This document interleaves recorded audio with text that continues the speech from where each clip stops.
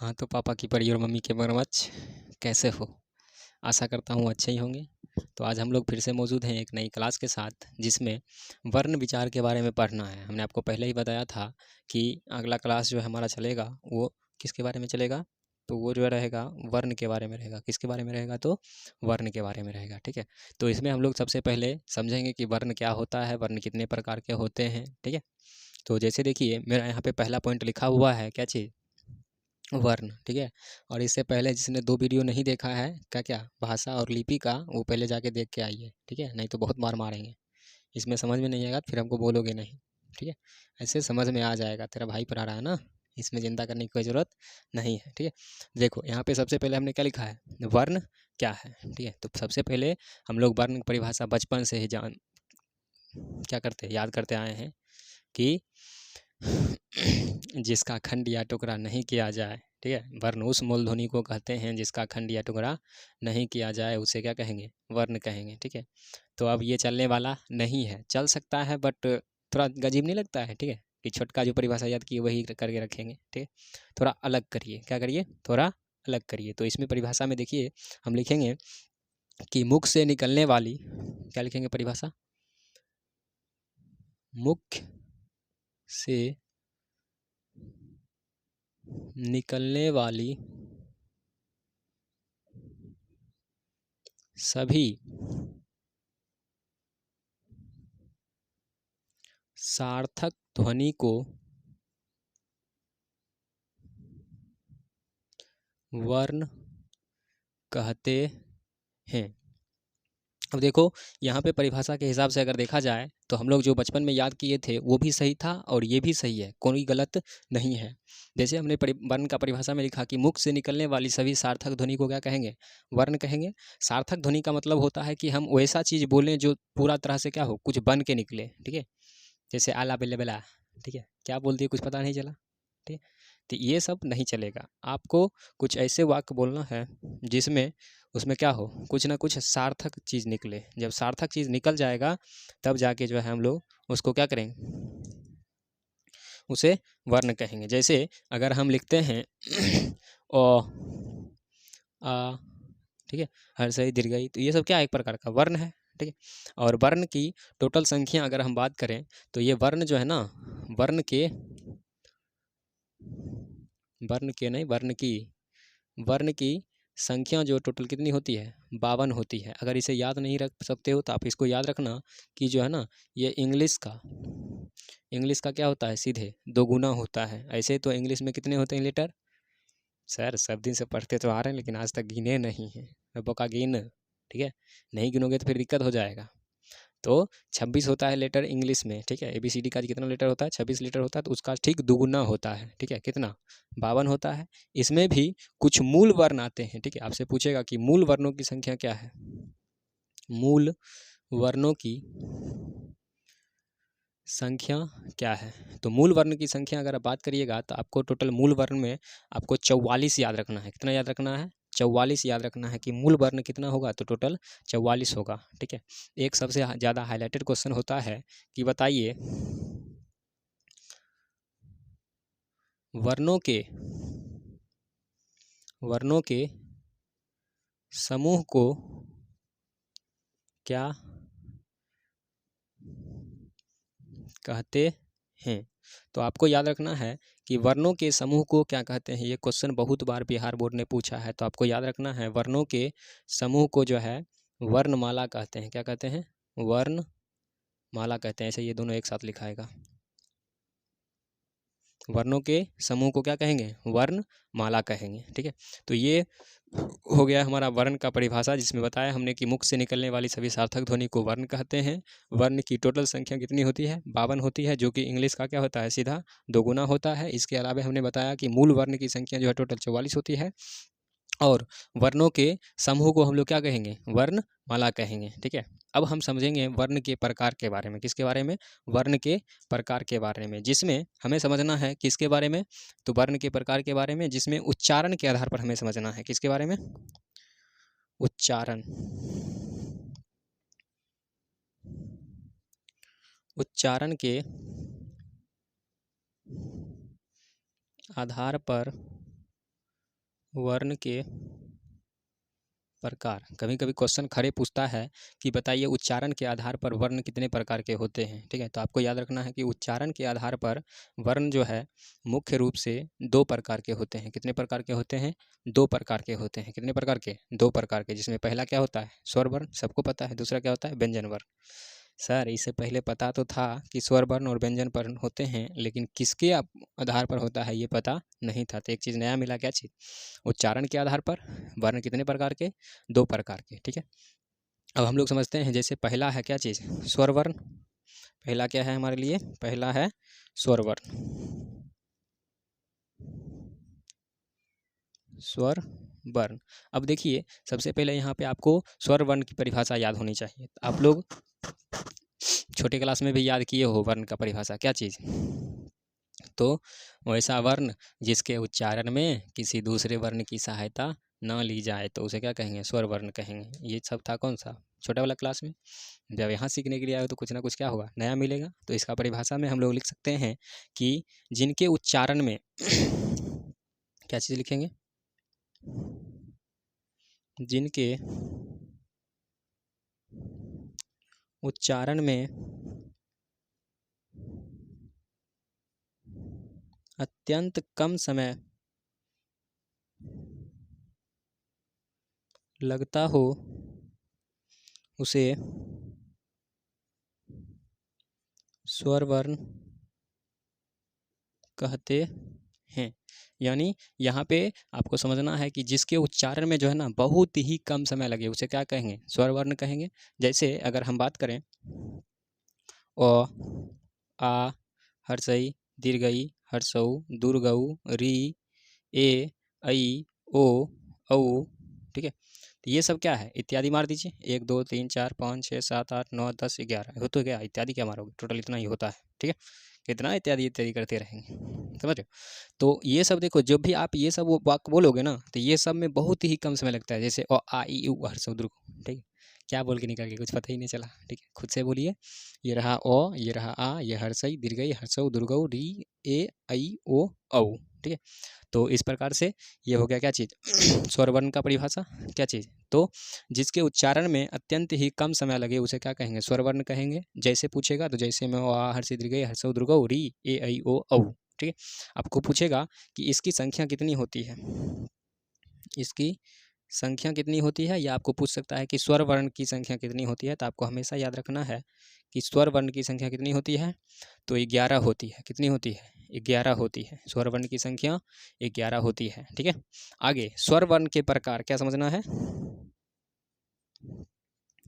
स्वर वर्ण के प्रकार। ठीक है, अब देखो ये स्वर वर्ण भी होता है कितना प्रकार का? बता सकता है कोई आप में से? बताओ, पढ़े हो ना? तो पढ़े हो तो बता। ठीक है, तो आपको समझना है कि स्वर वर्ण मुख्य रूप से जो है टोटल 4 प्रकार के होते हैं। आय हो दादा, स्वर वर्ण के भी प्रकार होते हैं, वो भी 4 गो। हम तो आज तक सिर्फ स्वर वर्ण और व्यंजन वर्ण याद करते आए हैं, तो कोई दिक्कत नहीं है। ठीक है, आप पढ़ रहे हो तो पढ़ो। अब स्वर वर्ण के हम कितना प्रकार सिखाएंगे? 4 प्रकार सिखाएंगे। ठीक है, तो अब जगह नहीं है तो थोड़ा इसको साफ कर लेते हैं। चलिए, तो अब हम लोग जो है सीखते हैं स्वर वर्ण के प्रकार के बारे में। देखिए, स्वर वर्ण का जो है प्रकार मुख्य रूप से 4 प्रकार का होता है। स्वर वर्ण कितने प्रकार के होते हैं? तो 4 प्रकार का होते हैं, जिसमें पहला है हरस स्वर या मूल स्वर। कभी कभी क्वेश्चन पूछता है कि बताइए मूल स्वरों की संख्या कितनी है या हरस स्वर की संख्या कितनी है। दूसरा दीर्घ स्वर, तीसरा पुलुत स्वर और चौथा संयुक्त स्वर। ठीक है, इन सभी का हम लोग बारी बारी से परिभाषा समझेंगे। तो यहाँ पे आपको याद रखना है कि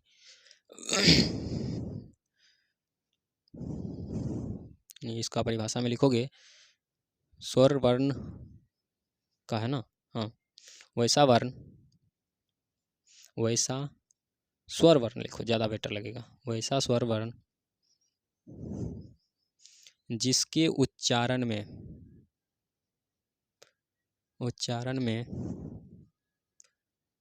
अत्यंत कम समय लगे उसे मूल स्वर या हरस स्वर कहते हैं। क्या कहते हैं? मूल स्वर कहते हैं। ठीक है, अब कुछ माथा लगाएगा, देखी ना सर जी ने लेकिन हरस स्वर मूल स्वर ही खाली लेकिन मूल स्वर हरस स्वर नहीं चाहिए तो लिख लेना भाई, ठीक है। तो तुम इतना चीज़ लिख सकते हो, हमें पता है, ठीक है, क्योंकि 10वां में हो और इतना चीज़ नहीं आता है तो 10वां में गाय का है। फिर से जाके पहला से पढ़, ठीक है, 1 से पढ़ना शुरू करो, ज़्यादा बेटर रहेगा, ठीक है। चलो, तो इसमें हमने इसका परिभाषा देख लिया कि वैसा स्वर वर्ण जिसके उच्चारण में अत्यंत कम समय लगे उसे क्या कहेंगे, स्वर वर्ण कहेंगे, ठीक है। जैसे देख लेते हैं एग्जाम्पल में, ठीक है, इसका जितना होगा निपटाते जाएंगे। जैसे है पहला ओ, ठीक है, ओ देख रहे हो कितना कम समय लग रहा है, साफ है कम लग रहा है। दूसरा होगा हर्षई, क्या होगा, हर्षई। तीसरा होगा हर्षौ, क्या होगा, हर्षौ। और चौथा होगा री, क्या होगा, ओ हर्षई हर्षौ री इत्यादि। नहीं होगा बल्कि इतना ही होता है, ठीक है। पहला क्वेश्चन पूछेगा कि मूल स्वर की संख्या कितनी होती है, मूल स्वर की संख्या कितनी होती है। आपको याद रखना है कि मूल स्वर की संख्या टोटल कितनी होती है, तो 4 होती है, ओ दीर्घई हर्षौ री, ठीक है। इतना चीज़ समझ में आ गया होगा। अब एक चीज़ और सीखिए कि कभी कभी क्वेश्चन पूछता है कि बताइए शहीद वर्ण किसे कहते हैं। तो आपको याद रखना है कि शहीद वर्ण जो है ना किसे कहा जाता है, तो अ को कहा जाता है। क्वेश्चन पूछेगा कि अ को क्या कहा जाता है, तो आपको याद रखना है कि अ को शहीद वर्ण कहा जाता है, ठीक है। इसके अलावे अगर हम बात करें कि दीर्घ स्वर क्या है, ठीक है, दीर्घ स्वर की अगर हम बात करें तो दीर्घ स्वर जो है मुख्य रूप से 2 प्रकार। चलिए तो आगे देखते हैं दीर्घ स्वर क्या है, ठीक है, क्या देखेंगे, दीर्घ स्वर क्या है। तो दीर्घ स्वर का परिभाषा अगर आप याद रखोगे तो लिख सकते हो कि वैसा स्वर वर्ण, क्या लिखेंगे, वैसा स्वर वर्ण जिसके उच्चारण में 2 गुना समय लगे, क्या लिखोगे, 2 गुना समय लगे उसे दीर्घ स्वर कहते हैं, ठीक है। तो यहाँ पे आपको याद रखना है कि वैसा स्वर वर्ण जिसके उच्चारण में 2 गुना समय लगे, तो किसके 2 गुना, तो आपको याद रखना है हमेशा स्वर वर्ण यानी हरस स्वर के या मूल स्वर के ठीक 2 गुना समय लगेगा, इसमें लगेगा, तो इसमें उसके अपेक्षा 2 गुना समय लगेगा, तो इसका जिसका 2 गुना लगेगा उसको हम लोग क्या कहेंगे, उसे दीर्घ स्वर कहते हैं। जैसे एग्जाम्पल की अगर बात करिएगा तो आप खुद समझ सकते हो, जब उसमें अ आया तो इसमें क्या आएगा, आ, ठीक है। उसमें देखो अ बोलकर तुरंत निकल जाते थे, लेकिन इसमें आने के बाद क्या होगा, अ के बदला आ, ठीक है। उसके बाद दीर्घई, ठीक है। उसके बाद हर्षऊ नहीं बल्कि क्या चीज़, दुर्गऊ, ठीक है। ये अ दूसरा, सॉरी पहला आ, दूसरा दीर्घई, उसके बाद हर्षऊ, ठीक है। 1 मिनट, चलिए तो देखते हैं। देखिए यहाँ पे पहला क्या लिखे हमने, आ, दूसरा दीर्घई, तीसरा दुर्गऊ, ठीक है। आप देख सकते हो कि इसके जस्ट ज़्यादा समय लग रहा है, थोड़ा सा क्या हो रहा है, ज़्यादा समय लग रहा है, किसमें, इसमें लग रहा है, तो यही जो है क्या होगा, ये मेरा कहलाएगा दीर्घ स्वर। आपको क्वेश्चन पूछेगा कि बताइए दीर्घ स्वर की संख्या कितनी होती है, तो आपको पता होनी चाहिए दीर्घ स्वर की संख्या कितनी होगी, 3 होती है। कितनी होती है, 3 होती है। दीर्घ स्वर टोटल कितने होते हैं, 3 होते हैं, ठीक है। यहाँ तक कोई दिक्कत, कोई परेशानी, ठीक है, नहीं ना। चलो आगे बढ़ते हैं। आगे हमारा क्या है, तो आगे हमारा है प्लुत स्वर, क्या है, प्लुत स्वर। इसका भी परिभाषा देख लेते हैं। परिभाषा देखिए, लिखेंगे कि वैसा स्वर वर्ण जिसके उच्चारण में, वैसा स्वर वर्ण जिसके उच्चारण में 3 गुना समय लगे, 3 गुना समय लगे उसे प्लुत स्वर कहते हैं।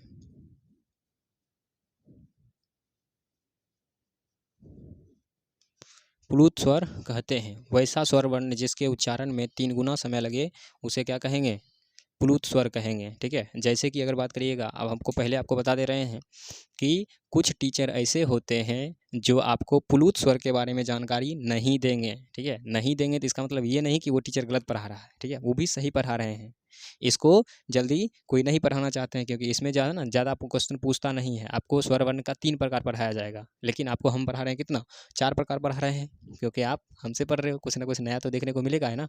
तो इसका देखिए प्लुत स्वर का परिभाषा क्या है, तो वैसा स्वर वर्ण जिसके उच्चारण में 3 गुना समय लगे। कितना गुना समय लगेगा, 3 गुना समय लगेगा, उसको हम लोग क्या कहेंगे, प्लुत स्वर कहेंगे। जैसे अगर हम बात करते हैं एग्जाम्पल की, तो एग्जाम्पल में आप समझ सकते हो, पहला क्या होगा, ओम, क्या होगा, ओम, ठीक है।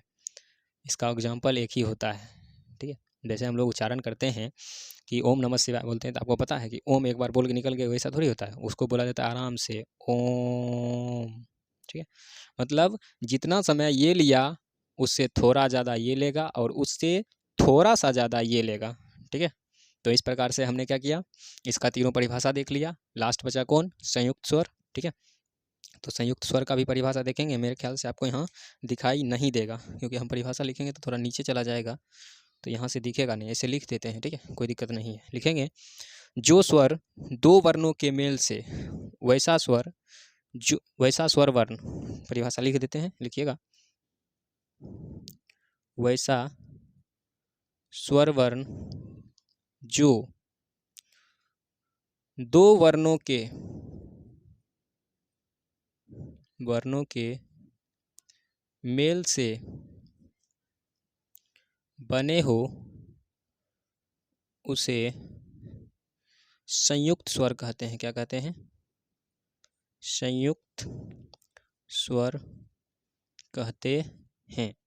वैसा स्वर वर्ण जो 2 वर्णों के मेल से बने हो उसे संयुक्त स्वर कहते हैं। यहाँ तक कोई दिक्कत है, कोई परेशानी, ठीक है, नहीं होना चाहिए।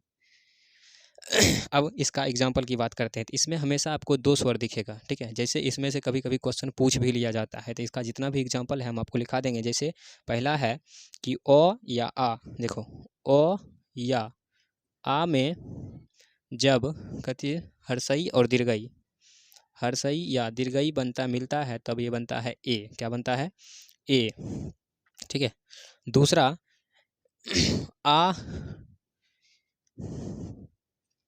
आ या अ में, आ या अ में ए या ऐ मिलते हैं, तब क्या बनते हैं, तब बनते हैं ऐ बन जाते हैं। क्या बन जाते हैं, ऐ बन जाते हैं। उसी प्रकार से अ या आ में हर्षऊ या दुर्गऊ मिलते हैं। अ दिख रहा है ना, हाँ, अ या आ में हर्षई या दीर्घई, नहीं, हर्षऊ और दुर्गऊ, हर्षऊ या दुर्गऊ मिलते हैं, तब जाके इसका वाक्य बनता है क्या चीज़ का, तो ओ का, ठीक है। क्या बनेगा, ओ का। इसके अलावा एक और है कि ओ या आ में, ओ या आ में जब ओ या औ मिलेगा, तब जाके यहाँ पे निर्माण होगा औ का। किसका निर्माण होगा, औ का, ठीक है। कभी कभी एग्जाम्पल में खड़े पूछ देता है कि बताइए कि अ और हर्षई मिलकर क्या बनेगा, तो आपको याद रखना है ए ही बनेगा। आ और दीर्घई मिलकर क्या बनेगा, तो ए ही बनेगा। आ और ए मिलकर क्या बनेगा, तो ऐ बनेगा। आ और ऐ मिलकर क्या बनेगा, तो ऐ बनेगा। उसी प्रकार से अ और हर्षऊ मिलकर क्या बनेगा, तो औ बनेगा। या आ या दुर्गऊ मिलकर क्या बनेगा, तो ओ बनेगा। उसी प्रकार से अ या ओ मिलकर क्या बनेगा, तो औ मिलेगा। आ और ओ मिलकर औ मिलकर क्या बनेगा, तो औ ही बनेगा, ठीक है। तो इस प्रकार से हमने स्वर वर्ण के सभी प्रकार के बारे में देख लिया, ठीक है। इसके अलावा जो भी आता है उसे हम लोग जो है, कितना मिनट का हो गया, हाँ 7 मिनट का हो गया, ठीक है, कोई दिक्कत नहीं है। तो अगला इस सबको जो है हम लोग अगले नेक्स्ट क्लास में करेंगे। इसका और है बचा हुआ, उसके बाद इसमें जो है अब पढ़ेंगे हम लोग व्यंजन वर्ण के बारे में। व्यंजन वर्ण क्या है, व्यंजन वर्ण से असल में जो है ना, असली क्वेश्चन जो है व्यंजन वर्ण से पूछा जाता है, क्योंकि जब हम आपको ऑब्जेक्टिव कराएंगे तो आप खुद बोलोगे नहीं सर व्यंजन वर्ण का ज़्यादा मिल रहा है, ठीक है। तो तब तक के लिए इतना ही। अरे अरे अरे अरे, सोच रहा जोक सुनेंगे ना, अच्छा कोई दिक्कत नहीं, सुन ले एक और, ठीक है। देखो एक बार क्या होता है, एक बार जो है ना, एक गांव में आग लग जाती है, ठीक है। और उस गांव में एक खुजली कुत्ता, खुजली वाला जो है ना, बहुत ही सारा कुत्ता रहता है, बहुत सारा नहीं, एक कुत्ता रहता है खुजली वाला कुत्ता, ठीक है। तो उस गांव में जब आग लगती है तो उसके घर में जो है ना एक बकरी रहती है, ठीक है। और वो बकरी जो है उसी घर में रहती है, और उसी घर में जो है ना आग लग जाता है। जिस घर में वो बकरी थी उसी घर में क्या होता है, आग लग जाता है, ठीक है। आग लगने के बाद वहाँ पर कोई नहीं होने के कारण वो बकरी जो है क्या होता है, जलकर मर जाती है। क्या होती है, जलकर मर जाती है। जब जलकर मर जाती है तो लोगों ने सोचा क्या चीज़, अरे कोई दिक्कत नहीं है, बकरी ही तो है, ठीक है। पूरा जलने के बाद है ना पूरा मस्त बन गया था, ठीक है। तो लोगों ने सब क्या किया, नमक लगा लगा के खा लिया, ठीक है। और जब नमक लगा के खा लिया तब जाके जो है उसे पता चला, जब खा के निकला ना तब जाके पता चला कि बकरी जो है ना सड़क के बाहर जो है टहल रही थी। बकरी क्या कर रही थी, सड़क के बाहर निकल कर टहल रही थी। और जब पता लगाया गया तो गांव से जो है ना खुजली वाला कुत्ता गायब था, ठीक है। मतलब उसने बकरी को नहीं खाया बल्कि क्या किया, खुजली वाले कुत्ते को खाकर ख़त्म कर दिया, ठीक है। तो इसी तरह से हंसते रहो, मुस्कुराते रहो, ठीक है। और ऐसे ही पढ़ते रहो, पढ़ना नहीं छोड़ना है, ठीक है। तब तक के तो आज के लिए इतना ही रहने दीजिए, मिलेंगे नेक्स्ट क्लास में, तब तक के लिए जय हिंद।